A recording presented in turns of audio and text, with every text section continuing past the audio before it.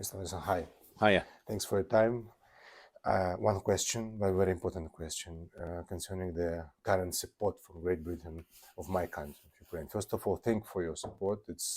I think your support was crucial and still crucial. Yeah. It's like an indicator for all Western, our allies. However, we see what now happening in Slovakia, in Poland, and maybe in the United States. There is some shifts concerning the support of Ukraine. What we can say about Great Britain? I hope not. I mean, I travel the length and breadth of the country on a weekly basis, and I can honestly say that the people I speak to about Ukraine, 100%. I think there is also a feeling that if Ukraine fails, we fail in this country. You know, Ukraine is an important part, a very important part of Europe. It's the breadbasket as well. I think people sometimes forget what Ukraine actually does for the most of Europe and Africa and the rest of the world. So it's vitally important that we protect Ukraine and support it as much as we can. I know you're originally from the coal miner. I am, yeah. And Yeah. I was born in Donbass. This is the heart of the coal miner of Ukraine, and was of the former Soviet Union. So, what do you think about the future economical situation? Because I feel that the war can continue more than 1 year, and I actually don't believe that the war will stop next year as international journalist, I can say.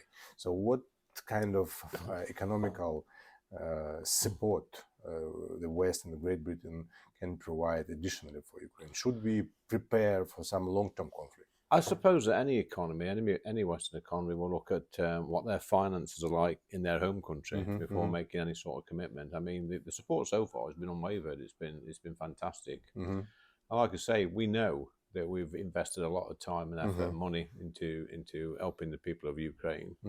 And I guess there's that mentality that we must carry on supporting Ukraine, because, like I say, if Ukraine fails, then a lot of other European countries fail, we fail, and we cannot let Putin win.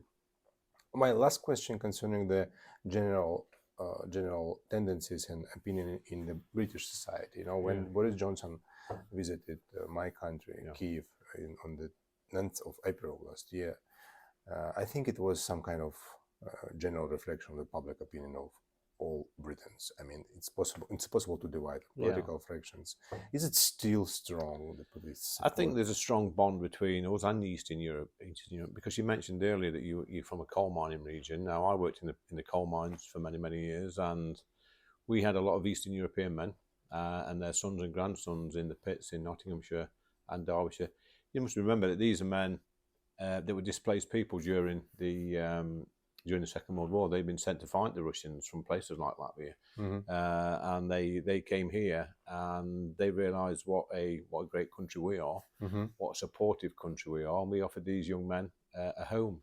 We offered them a second chance in life to rebuild, to have a proper life, to have a family, to have a career. So I think there's that bond. There is that natural bond between us and people in places like Ukraine. So I think there's a lot of sympathy there and empathy as well. One more time, I want to thank you for your support, thank you for your time. I know they're very busy, and I think that together we can do a lot. Well, good luck. Thank you. Cheers.